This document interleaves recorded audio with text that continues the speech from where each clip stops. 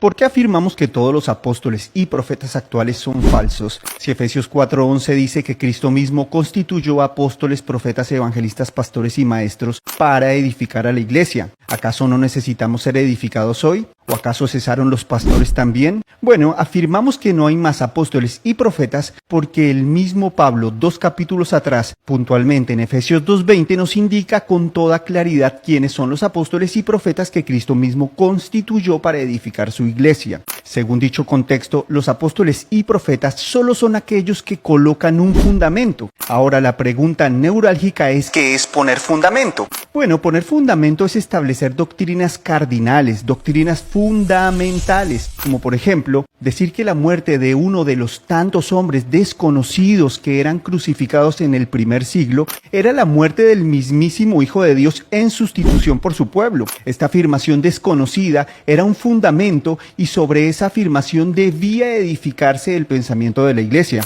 Por lo anterior, no es necesario otro Pablo, otro Pedro u otra Biblia que establezca esta verdad. Ahora, ¿qué papel cumplen los evangelistas, pastores y maestros? Estos tres ministerios restantes sobreedifican sobre esa afirmación, como lo dice también Pablo en su primera carta a los Corintios. Es decir, el fundamento ya se puso, pero la sobreedificación continúa.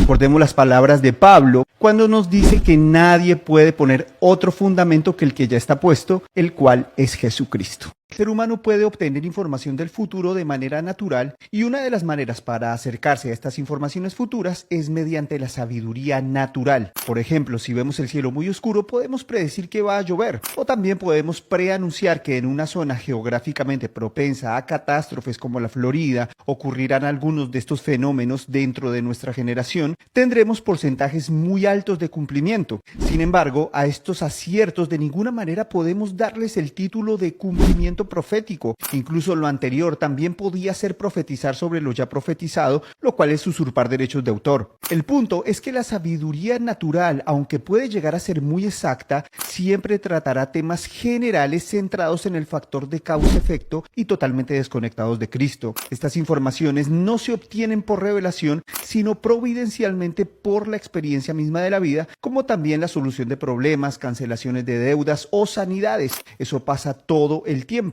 Y la sabiduría humana lo puede ver anticipadamente. La profecía fue mucho más sofisticada porque siempre tuvo su propósito centrado en anunciar al Mesías. Cristo mismo dijo que toda la escritura, los profetas y los salmos hablaban de él. Y con la venida del Señor ya no fue necesario ese ministerio porque ahora el mensaje de Dios para la humanidad es el Evangelio, lo cual requiere de un profeta mucho más instruido y sofisticado quien lleva el título de predicador. Las informaciones de la sabiduría natural que traen cumplimientos no son cumplimientos proféticos.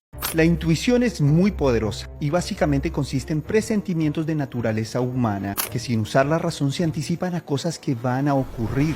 La intuición mayormente se basa en miedos como sospechar de una estafa y lamentablemente acertar. Y aunque esto parece del más allá, es una facultad que tiene todo ser humano y es muy sorprendente, pero de ninguna manera podemos vincularla con la naturaleza de la profecía que solo tuvo propósitos cristológicos. Afirmar que estas informaciones que provienen de la intuición vienen del más allá o de dioses ha sido una práctica común del paganismo en toda la historia de la humanidad y lamentablemente el cristianismo moderno ha caído en esta terrible práctica. Desde la neurociencia los expertos explican que mientras la mente trabaja automáticamente sin usar la conciencia, esta recoge información de los sentidos y cuando llegan a la conciencia producirían este fenómeno natural en el ser humano.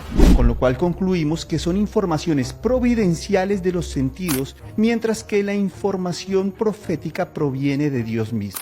Los aciertos de las intuiciones no son cumplimientos proféticos.